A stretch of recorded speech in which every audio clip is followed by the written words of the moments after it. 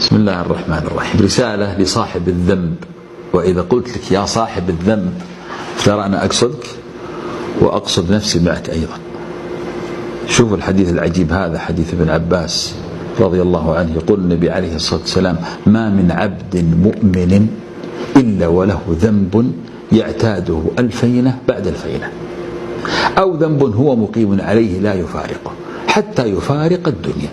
إن المؤمن خلق مفتنا توابا نسيا، إذا ذكر ذكر.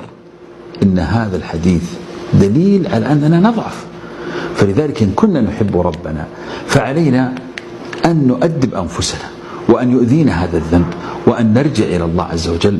جاء رجل إلى النبي عليه الصلاة والسلام، اسمعوا الكلام هذا مهم يا إخواني، فقال: وذنوباه وذنوباه. فقال هذا القول مرتين أو 3 مرات.